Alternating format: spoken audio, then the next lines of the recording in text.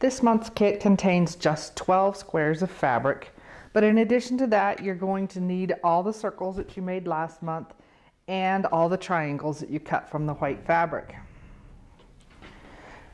The first thing we're going to do is measure the hole in our circle. Whichever one's the biggest, that's the measurement you want to go with. So this one's my biggest one, and it's about 1 1/8 inches. I need to add a 1/2 inch at least to that measurement. You can make it bigger if you want to, but I have 1 1/8 inches, so I need to go to 1 5/8 at least. You will either need to use perfect circles if you own them, and they are the template plastic, and I don't know that this price is still right. It's from 2008. They are made from the Mylar template plastic, so it's heat resistant. Or you can make your own template. You can make your template from the heat resistant template plastic, or in this case, a cardboard box, cereal box, cracker box, whatever, works just fine. To make a circle template, I'm using a compass. You could also use some other template that has circles, but the compass, I can get the measurement I want. So I need at least 1 5/8 inches. So I need to set the compass for half that. So half of, let's just go 1 3/4. Half of that would be 7/8 of an inch. So I'm just going to set my compass to my 7/8 of an inch. Then draw my circle on the cardboard. And I would suggest that you make 2 or 3 of these, because if you're doing it, at least if you're doing it out of cardboard, if you're doing it out of the heat resistant template plastic, the Templar, then 1 would do. But with cardboard, it will wear down over time. So once you have it drawn, we're going to cut it out. The goal when cutting out your circle is to have it be as smooth as possible. Once you have your circles cut out, you can just lay them on top of your fabric and cut 1/4 inch outside the template edge. I prefer to mark around the circle, and I'm using a Frixion pen so it will disappear with heat, and then cut, leaving about 1/4 inch seam allowance all the way around. Here's my circle cut out of the fabric. Now I'm going to baste in the seam allowance all the way around it.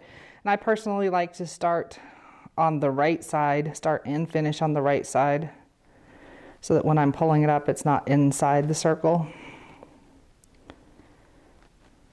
So just inside the seam allowance, so about 1/8 of an inch away from the edge, just baste all the way around the edge of the circle. Once I've basted all the way around the circle, then I'm going to flip it over and put the template, whatever template you're using, back in the middle of the fabric.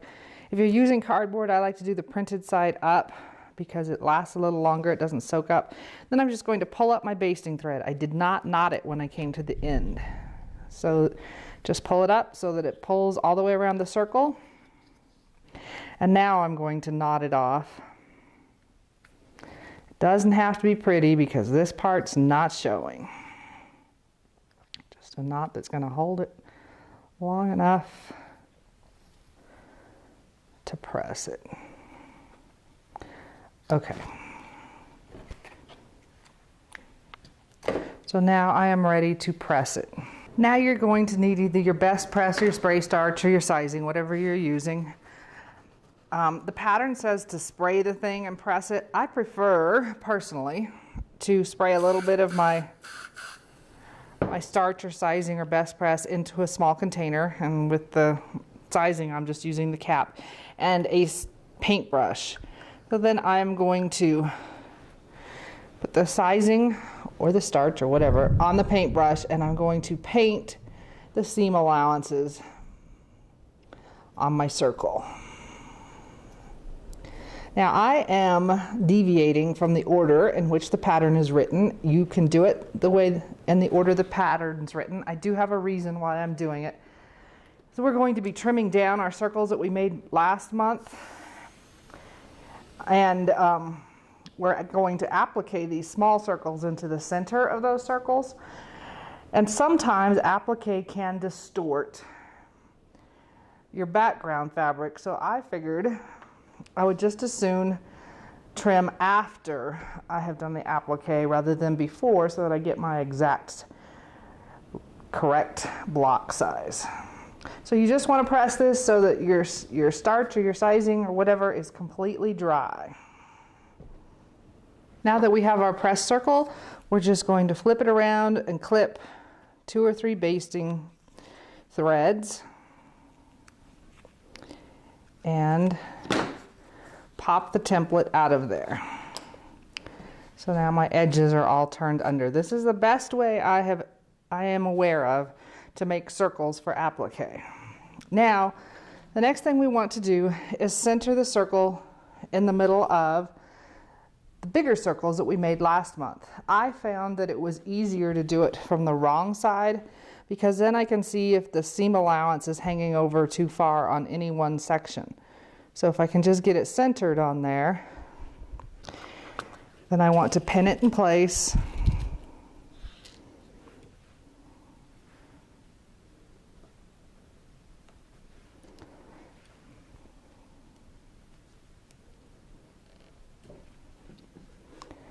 And then I'm ready to flip it over and stitch it down. I'm using the same stitch as we did for the petals several months ago. If you really wanted to, you could sew it by machine. You could do a decorative stitch around it. I'm going to hand stitch it.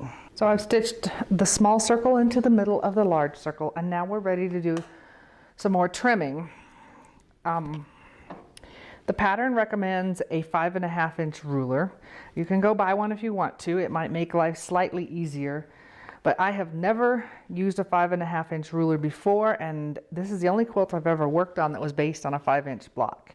So I did not bother to get a 5.5 inch ruler. So if you don't get one, then you do need to pay special attention to your measurements on your ruler. 5.5, half of that is 2 3/4. So I am lining my 2 3/4. Even if you had a 5.5 inch ruler, you'd still be lining up your 2 3/4 inch mark.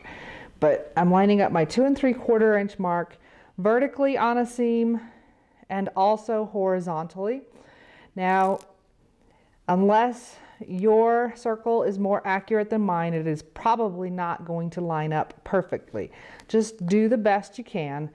2 3/4 here, 2 3/4 here. When you're happy with it, we're going to cut off what's hanging out from the ruler on this side and this side. Now we're going to rotate the block, and this time we're not really paying any attention to the 2 3/4 anymore. We need 5.5 inches on the side we cut, on both sides that we cut. So I'm lining 5.5 inches up here and here. And then I'm going to trim the 2 sides where it's hanging out. Now it's almost a square, but we're not making a square. We're going to trim it into a octagon. So I have rotated it again. And once again, I am lining my 2 3/4 inch line up with the vertical one and as closely as I can with the horizontal.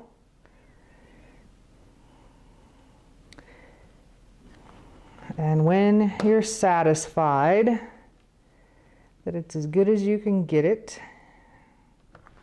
then we're going to cut off this corner and this corner. Then we're going to rotate again. And once again, we are lining up with the 5.5 inch mark, so 5.5 inches on the last 2 sides that we cut. It's here and here.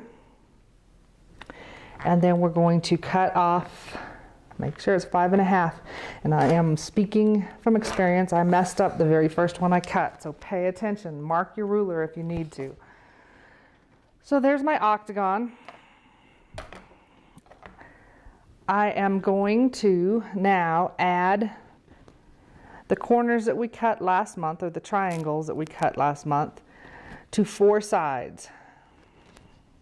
So I'm going to pick one and then do it on the opposite, and then I'm going to skip one of my straight edges and go to the next one, and then the corner opposite that. All I did when stitching it was flip it over and look to see that the ears were pretty close to the same amount hanging off over the block. And then we are going to press the seam away from the center, so toward our white block, and now we're ready for our final trimming. We want a 5.5 inch square. So really our edges here should be 5.5 inches. So if your octagon wasn't absolutely perfect, as long as you got your 5.5 inch square each direction, you should be golden. So I'm lining my 5.5 inch up here, 5.5 inch here. It should be the edge here and the edge here. And I'm going to trim off the excess on the triangles. Rotate, do the same thing again. Line up my 5.5 inches where I just cut. We should be raw edges here and raw edges on what we made last month here. And trim. And that is what our 12 blocks will look like when we're finished.